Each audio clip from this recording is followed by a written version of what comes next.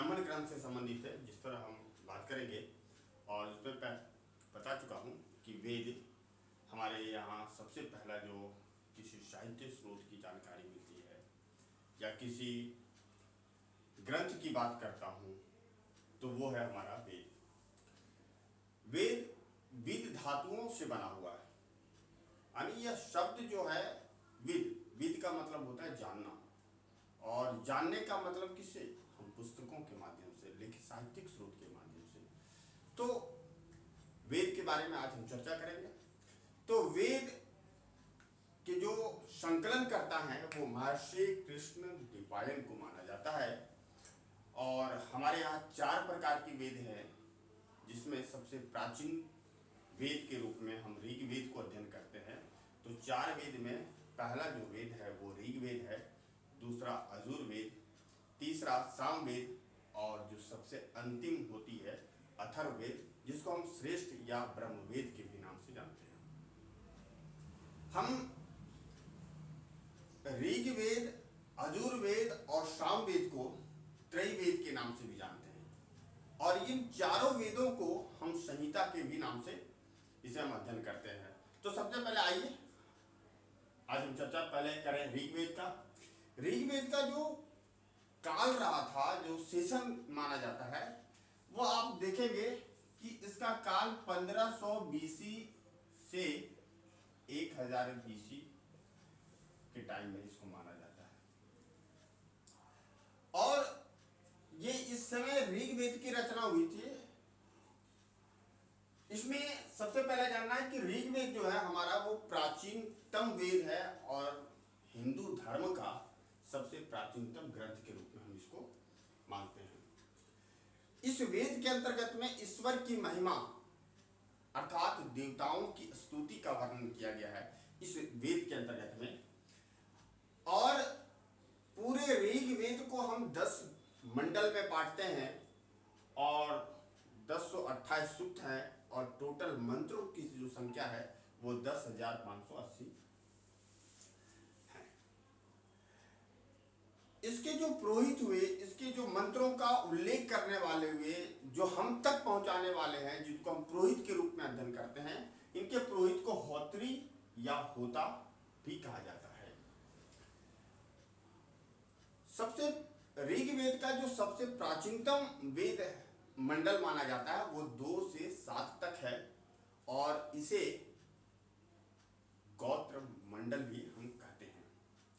और 1 और 10वें मंडल जो हैं वो बाद में जोड़ा गया, यानी नया है, इसलिए इसे क्षेपक मंडल कहा जाता है, या शतरचीन भी कहा जाता इसे कहते हैं। कुछ मंडलों का हम उल्लेख की बात करेंगे, जो हम आपके बोर्ड पर लिखा हुआ है। आप देखेंगे कि तीसरे मंडल में, ऋग्वेद के तीसरे मंडल में गायत्री मंत्र का उल्लेख किया गया है। हम जानते हैं कि हिंदू धर्म के अनुसार सारी चीजों की जानते हैं, गायत्री मंत्र के बारे में जानते हैं। 7वें मंडल जो है इसमें शिक्षा से संबंधित और दशराग्य युग, जो युद्ध हुई थी 2 राजाओं के बीच में, उनका भी वर्णन 7वें मंडल में, ऋग्वेद के 7वें मंडल में किया गया है। और 9वें मंडल में सोम का वर्णन है। सोम कौन थे?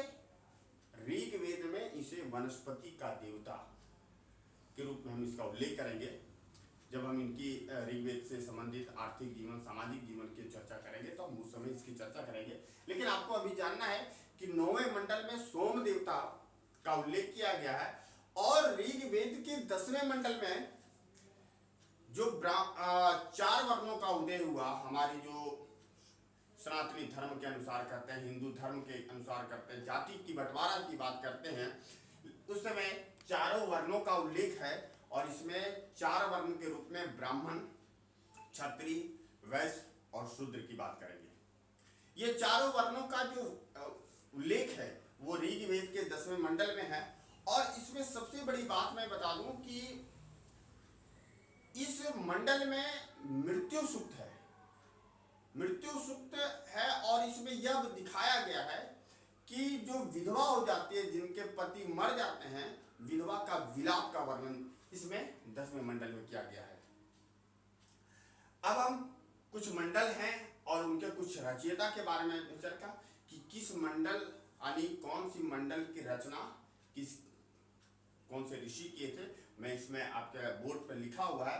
तो पहला मंडल जो है वो मधुछंदा के द्वारा लिखा गया, दूसरा मंडल जो है ग्रीष्मर्क के द्वारा लिखा गया, तीसरा मंडल को आप देख रहे होंगे, तीसरे मंडल जो है वो विश्वामित्र के द्वारा लिखा गया, चौथा मंडल धर्मदेव के द्वारा लिखा गया, पांचवा मंडल अत्रि के द्वारा लिखा गया, छठा भारद्वाज के द्वारा लिखा गया और सातवां वशिष्ठ के द्वारा और आठवां कनव एवं अंगिरस के द्वारा लिखा गया।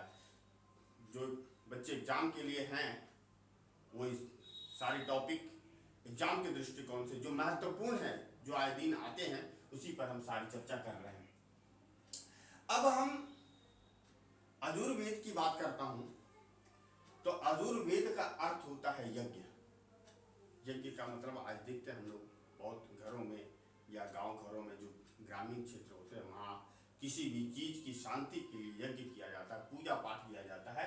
तो अजुर्वेद में इसमें बताया गया और इस वेद में यज्ञों के नियम और विधि का भी उल्लेख किया गया।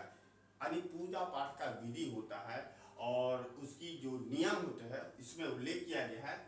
और यह पहला वेद है जो दोनों में यानी गद्य में भी लिखा गया और पद्य में भी लिखा गया और इसके पुरोहित जो है वो अथर्वयु कहलाए थे, यानी इसके जो उच्चारण करने वाले मंत्र होते हैं उसका अथर्वयु है। इस वेद के अंतर्गत में 40 अध्याय 40 लेसन है और 1990 मंत्रों का संकलन किया गया है। इसकी 5 शाखाएं हैं। जो 5 शाखाएं हैं वो एग्जाम के दृष्टिकोण से जानना है कि इसमें पहला जो होगा वो मित्रायण होगा, दूसरा काठक, तीसरा कापिष्ठन, चौथा तैतरेय और पांचवा वाजस्नेही। ये 5 हैं। लेकिन पूरे अजुर्वेद को 2 भागों में बांटा गया है, एक शुक्ल अजुर्वेद और दूसरा कृष्ण अजुर्वेद। अब हम तीसरे वेद की बात करता हूं जो सामवेद है। सामवेद क्या है? शाम का मतलब होता है गान, यानी यज्ञों के अवसर पर, पूजा पाठ के अवसर पर जो गीत गाए जाते थे, जो मंत्र गाए जाते थे वो लय के साथ गाए जाते थे। तो इसका उल्लेख जो है वो सामवेद में मिलता है। और इस वेद में सूर्य, जिसको हम लोग आज देवताओं के रूप में मानते हैं, सूर्य की स्तुति जो होता है इसी का मंत्र जो है ये सामवेद में किया गया है। और इस वेद को भारतीय संगीत का मूल कहा गया है। भारतीय संगीत का मूल यानी भारतीय संगीत की जो परंपराएं शुरू हुई, जो हमारे यहाँ गाने की प्रथा शुरुआत हुई, जो हम लय के द्वारा किसी गाने की प्रथा, वो सामवेद से इसको माना जाता है। इसमें संगीत के विस्तृत का वर्णन होता है। यानी कहने का मतलब है कि आज हम किसी भी संगीत के क्षेत्र में जाते हैं तो उसमें 7 सुरों का संगम होता है। 7 सुरों के द्वारा ही पूरे संगीत को सिखाया जाता है। इसमें मैं बताता हूं कि सा रे ग म प द नी सा, ये सारी चीजों का उल्लेख हम सामवेद में पढ़ते हैं। और टोटल जो मंत्र है वो 1549 है। लेकिन मैं इसमें एक चीज है कि जो लिखे हुए हैं साइड में आपका ब्रैकेट में लिखा हुआ है कि 75 नया। कहने का मतलब है कि सामवेद का अपना जो मंत्र है 75 वो अपना है, बाकी ऋग्वेद से उठाया गया है। इसके जो पुरोहित हुए वो उदाद्री कहलाए। अब लास्ट जो हमारे वेदों की बात करता हूं तो लास्ट अथर्ववेद है जो सबसे अंत की रचना है। इसकी जो रचना है वो अंत मानी जाती है। और अथर्वा एक ऋषि हुआ करते थे और उन्होंने ही इस वेद की रचना की, इसलिए अथर्वा के नाम पर ही इस वेद का नाम अथर्ववेद पड़ा। ये चारों वेदों में सबसे ज्यादा लोकप्रिय है और इसे इस वेद को यानी अथर्ववेद को श्रेष्ठ या ब्रह्मवेद के भी नाम से जानते हैं।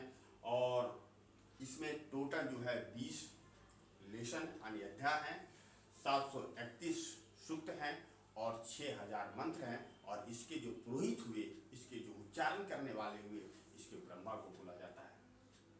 इस वेद में सबसे बड़ी क्वालिटी की बात मैं करता हूं, इसमें जादू, टोना, भूत प्रेत, वशीकरण, विभिन्न प्रकार की औषधियां का मतलब है जड़ी बूटी के बाद। आज हम होम्योपैथिक या एलोपैथिक की बात करता हूं, लेकिन आप जानते होंगे कि प्राचीन काल में इन सब दवाओं से वंचित था, लोग जड़ी बूटी से पढ़ते थे। तो अथर्वा इस वेद में इसकी व्याख्या मिलती है। और प्राचीन भारत में 16 महाजनपद थे, तो 16 महाजनपद में अंग और मगध जो आधुनिक बिहार के क्षेत्र में पड़ता है, इसका भी उल्लेख अथर्ववेद में पड़ता है।